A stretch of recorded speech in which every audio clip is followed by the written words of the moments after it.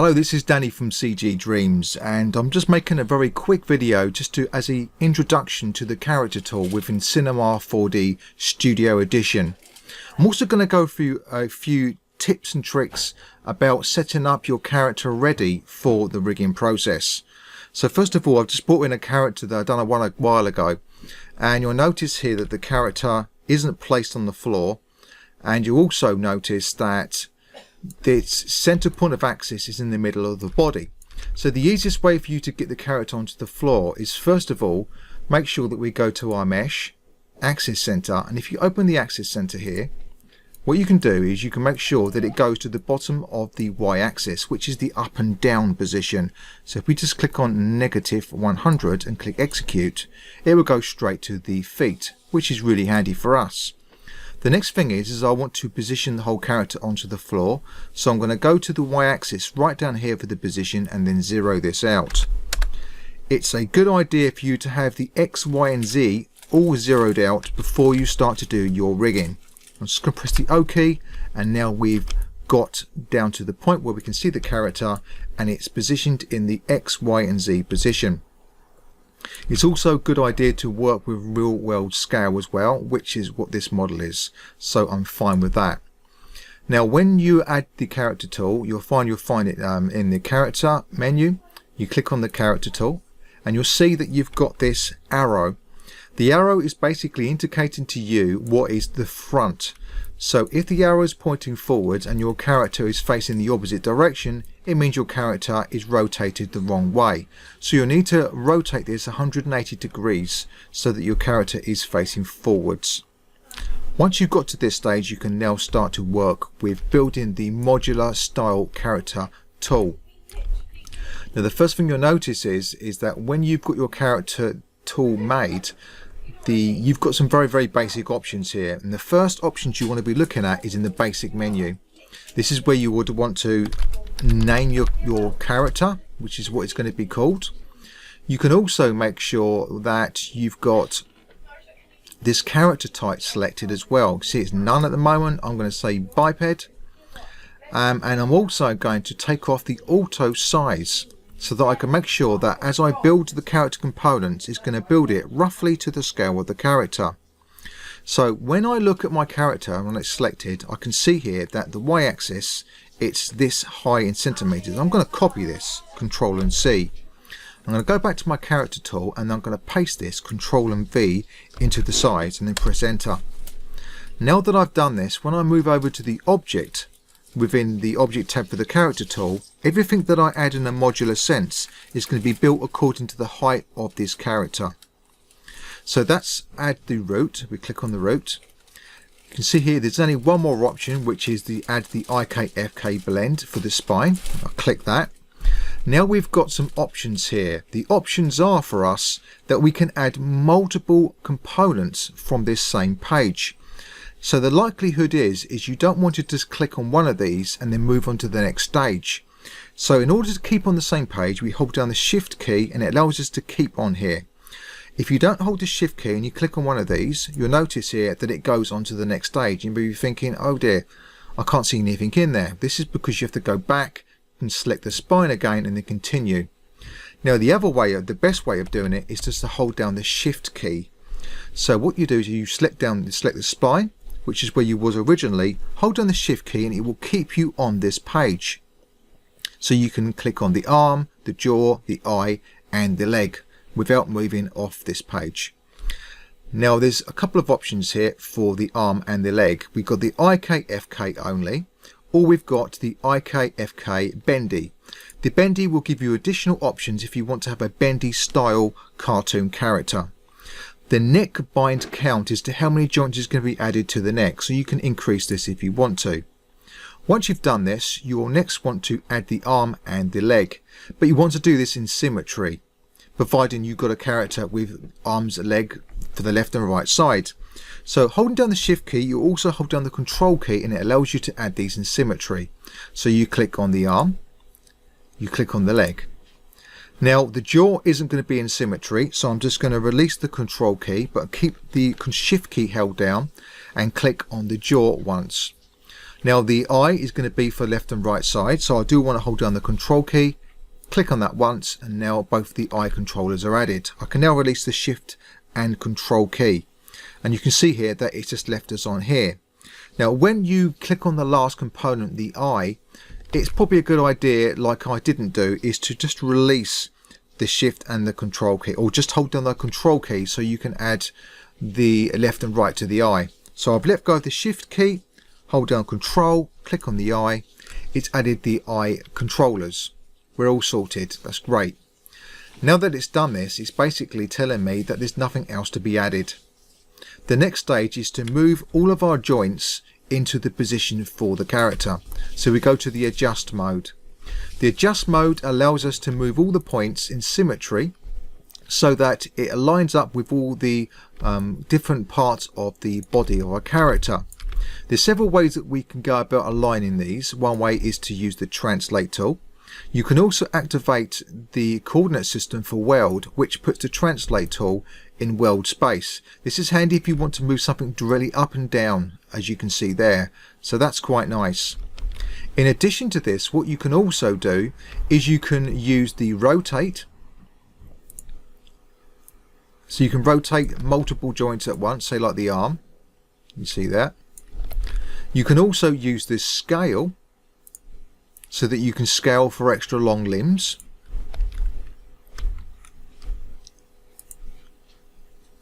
And then we will just start to move these into place, making sure that you're always moving this within the center point of our mesh. The best way to work with this will be to work with an orthographic view such as the side. Now, even though real anatomy requires that the spine goes down towards the back of the character, or shall I say in a real human, for a character we certainly do not want that to happen. We have to make sure that all of our joints are positioned in the center of the geometry. This is so that the articulation works correctly with the vertices on either side. And I'm just roughly putting these into place here, like so. Click on here, using the rotate, so I can rotate it roughly into the position. You want to work on the basis of from the top down, you can see there. So we're working from the inside to the outside, from the top of the hierarchy towards the outside. This is because it moves down the joints that are children of them. So for instance, we're selecting the forearm joint is going to move the wrist, and the wrist is going to move the end joint here.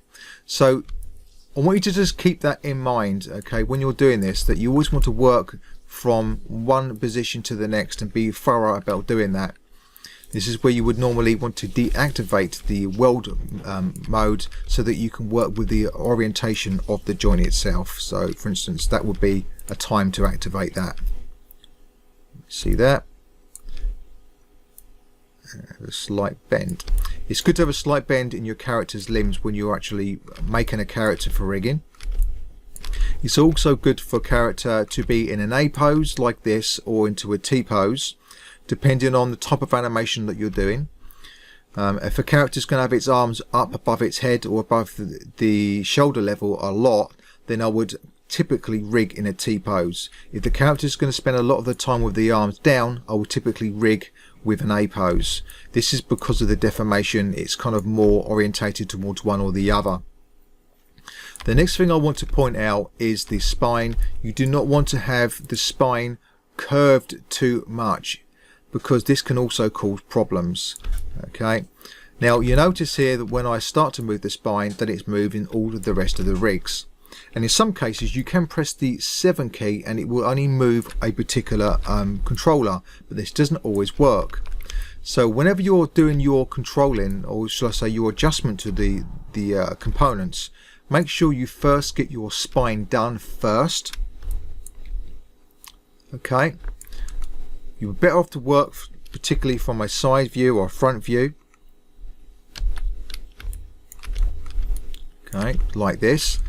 And then make sure that you've got your spine through the center of the geometry, like that. I've got a little bit of a bend in my particular character because it's a female. The pelvis tilts forwards.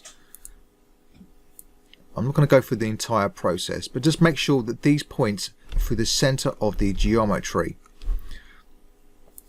Okay, and same for this. Work from the top and work your way down to the bottom. Another thing to mention as well is when you're creating your character, you're likely going to be spending some time putting edge loops in particular areas of your character, such as this one here, and it would be a shame not to use these edge loops. This is a higher polygon version than the original version anyway, but what you can do is you can activate your snapping, and you can use this to snap to a particular edge, which it can be quite handy when you want to get it exactly where you want it to be. So like for here, if I move this, I'm actually locking to a particular edge, and this is going to allow me then to make sure that it articulates specifically from an edge loop. So it's something you can also activate. I'm not going to go through the entire process of this, but this is basically the basics. Once you've got everything in place where it should be, you want to move on from components to controllers, where this is the controller which is going to basically be animated. These are going to take over the control of you directly selecting bones. This is why you don't see bones and you're seeing controllers instead. I'm going to talk a little bit more about controllers in a minute, but just to mention another thing here, when it comes to your components, especially for the eye, make sure that when you've got your eye, let's just create a sphere very quickly here. When you've got your eyeball like this, okay, its rotational axis point is from the center of your eye. This is when you would use the controller, see this controller here, and then you'd use your snapping to help align to the axis snapping. And it's a feature within here that you can basically activate. You activate midpoint as well, and it allow you to snap to the center of your eye so that it will articulate correctly from the right position. If you have got a half an eye, okay, which sometimes can be the case, I often do this. So say for instance you've got only half an eye, make sure that your pivot point is right here. If your pivot point is somewhere else, say for instance like here, then it's not a good point for articulation. It should be at the back, in which case you would want to select your object, go to your axis center, and then push it on the Z 100% and execute. And what it should do is it should push it to the back of the object, providing there's no vertices left behind for the object, which there probably is for this. We'll go to that. You see these vertices left behind when I deleted it. This is why it's pushing it to the back of there. But providing I go to the mesh commands and optimize and remove those vertices, when you go to the Z axis 100% and click execute, you'll notice that it pushes it to the back of a half sphere, which could be the case in your case for an eyeball. And of course, when you want to then go to move your controller, or shall I say your component, make sure that that is locked to that pivot point for the eye. So something that you want to keep in mind. So moving back to here for our components, we move to our controllers. It may be the case that some of your controllers could be hidden because your character may be fatter or thinner, or you just can't see them. In which case you can select a controller and you can scale this up. Okay, let's see if I can select this. You can see it's not even easy for me to even select it, not unless I'm in the model mode in that case. So you can see here what I can do. I can select this, and if in any doubt you can put it into X-ray mode if you wanted to for the character. There's an option in the basic tools to do that as well. I'm not sure whether that should help. Not really. But for the character it would certainly help to have that in X-ray mode at a certain point like this. so that you can see if there's any hidden controllers inside there which you can't see otherwise. In this particular case there is. So what I can then do is I can select these controllers and then scale them up and even position them so that I can get access to them. This is quite important that you can do this for your character. Otherwise you're going to be in a bit of trouble if you can't select these, if they're inside the character. So that's something else to keep in mind. You want to go around and make sure your controllers are all positioned in a place where you can see them and gain access to them. You can see this one here, pretty much you can't see it, so I'm making sure that's in the right place. Once you've finally done it, which I haven't in this particular case, you move on to the next stage, which is binding. Now when you do the binding, essentially what it's doing is it's looking at the bone and the surrounding geometry vertices, and then it's applying what's called weighting. Sometimes it's called binding, skinning. It's the same thing, and it will basically choose an area of influence of the close by geometry to the close by bone in which it's going to articulate. If you've got any other parts of the body that you feel should be in there and they're not, this is the time to drag and drop them into this field and it will automatically bind it. The next stage would be for you to go to animate, and this is where you have access to all your controllers. Now by default what you'll find is you're in what's called you're in IK mode. Okay, now IK is inverse kinematics, and that basically what that means is it's a joint chain. So when you select a joint chain in the translate, you'll notice when I move the arm, it's moving not just the hand, but it's moving the forearm and it's moving the upper arm as well. And basically what this is doing is it's using what's called an IK chain to move multiple joints. And this type of animation or posing is handy for if you want the character to reach forwards and grab something. Okay, it saves you having to move multiple joints directly. Now there are cases where you would want to directly move the joints, where this is called FK, forward kinematics. So to activate the forward kinematics, you click on the controller and then you go to controls, and then you've got access to the controls for this limb. Now you can then switch between IK and FK. You see there. Now when you click on this, you can see here it's not really doing anything for us. If this is the case, it could well be an issue with this rig for some reason. In my opinion, it should be flipping between one and another, but if it doesn't, just simply use the slider. The slider will allow you to move between a blend of either FK mode or IK mode. And just to reiterate on this, the IK mode is the inverse kinematics when you've got a chain of movement. The FK is forward kinematics when you want to move one particular limb at a time. At the moment we're in IK mode. When you move this over to fully 100%, it moves to FK. Now notice that when we move to FK mode here, or anywhere even off 100% IK, you get additional controllers. These controllers are these rings that you can see selecting here. Now if you find that when you select one of these controllers and you're in the move or translate as it's known, and you can't move it, there's a simple reason for this. It wasn't designed to be translated. It was designed to be rotated, in which case you use to your rotate. Now suddenly you can see that your handles will appear and it will allow you to do FK posing. So then you can select these joints or these controllers one at a time, and you can start to do your FK movements. As you can see like this. This is FK. Okay, this is what you were referring to when you were saying you want to move joints individually. Now bear in mind that when you do blend between FK and IK, that you'll start to lose some of your FK posing. This is because it started to give some of the influence back to the chain. So what you can do is you can have a combination between both the FK and IK, where you can still grab this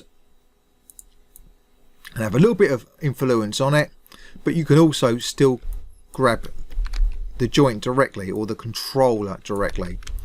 Now you notice that I just said the controller directly and not the joint.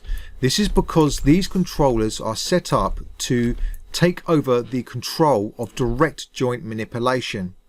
This is not a limitation, this is something that is intended. This is because it's not so easy to necessarily select joints.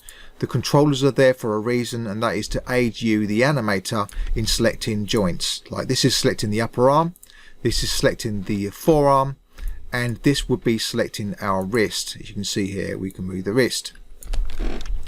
Now also to note that when you click on these controllers, you may be given additional options like arm twist. Okay, so just play with these, you'll soon see what they do and what they don't do. It allows you to get better deformations. That's really what it's about. Okay, so have a look through the manual and you'll see what all of these do. It'll allow you just to get better deformation. That's really what it's all about there. Now I didn't add any hands to this, and I can still go back if I want to add hands. So what I can do is I can go to my character tool, go back to the object mode, and we go from animate back to build. All I have to do is select the arms,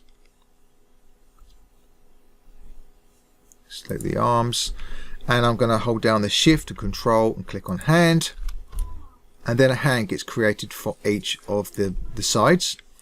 And then what I can do is I can also create a scapula, which is going to help for the back of the shoulder blade. I'm going to click on this, and then when we select our hand, we've got the option to actually create some fingers one by one. In this particular case, I want them done in symmetry, so I'm going to hold down the control key, and I want to stay on this page, so I'm going to hold down the shift key. Now you've got FK thumb, or you've got FK fingers. Okay, you've got IK morphed thumb and fingers. The difference between the two is that with the FK you can directly select a joint and then rotate them one at a time. With the morph style, you've got controllers much like you would have in Poser, where you would select a dial or you would select a slider, and it would actually make the fingers bend. So I'm going to show you the morph one in this particular case. Let's just go for the morph. So we go for a morph, and then we select it to the fingers. Okay, shift and control is held down still, and we click 1, 2, 3, 4. Then we go to adjust mode, and then we'll adjust each of these to be in the correct location. Okay, for each of the fingers, same thing as before. I'm not going to do this though, because I wanted to kind of move through this a bit quicker. It's very important, if you do any adjustments to your rig like this, that you do still go for the bind stage. Even if you're not going to do anything or add anything, you still want to click on this, because what it's going to do is it's going to update your rig to any changes. Once you've done this, you can go back to animate, and now you're going to have additional controls that you never had before. So that's just click on here. We go to our controls. You've got the normal controls that you had before. However, you can see you've got controls at the end of the hand, and this is going to enable you to use these sliders to control the bend of the fingers. So you can got roll, curl. You can see that it's not set up correctly for my character, but you can see what's going on in here. So this would be more like you would find in Poser. This is not based off FK. This is based off a different style, a different type of animation, and you can see this by when we go back to the character tool, object, we select our hand, and we've got the morph style control. Okay, it's using morphs to bend these. You can create your own morphs if you want to, but I'm not going to go into that. That basically gives you the introduction to this. Just bear in mind that you need to be in the object, you need to be animate to do the animation, and then whenever you click on any of these controllers, okay, you may not be able to say select a hand and to be able to do much with it from here. Okay, sometimes I've found the case that it doesn't always work, that you have to go in there and select it straight from the on-screen space. But basically, all the time you select these, if you're in control tab, you're going to be able to see any additional options that you have for these individual controllers. You can see here I've got a lot of controls, like from the hand, the arm. You see there's no controllers for the jaw. There is for the eye, as you can see there. So there's lots of controls that you've got for these. You've just got to go through these, learn what they do. You could just play around with these and find that you'll learn most of what you need to understand just by playing with them. But this is kind of more like you was after, the poser style, where you can basically have a more automated way of doing things. So if you wanted to remain in the IKFK scenario where you wanted to switch between one and another, you're better off to decide what you're going to be working with. And if you want to work with FK, then just have it 100% FK, and then you're going to be able to directly manipulate the joints one by one like that. The chances are when you do come to rig your own character that you're going to get bad deformations like you see here, and you'll see this also in the chest area. This is when you would have to do some manipulation called weighting. I won't go into this, but you do have the option to go in there and correct some of the deformations to bad joint deformations that you're likely to have in some areas. So I hope that helps a little bit. It gives you an introduction to the character rig, what you can do with it, where the controls are, and the differences between the IK and FK, and the abilities that you have with your character. There's one other thing that you may want to understand as well, and that is that when you've got your character selected, your character object in here, okay, that you have got the option to, if I just get back into here again,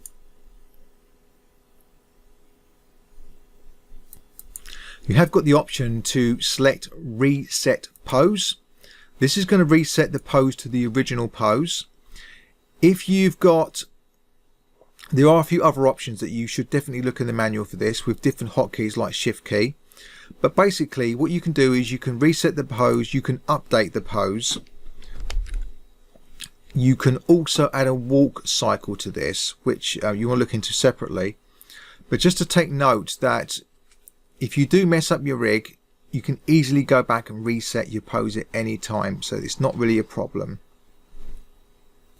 If you hold down the shift key and you find that your pose is not going back to where it was originally, you just hold the shift key, click on reset pose, and it will put it back to the pose that it was originally when you was building the rig, like here.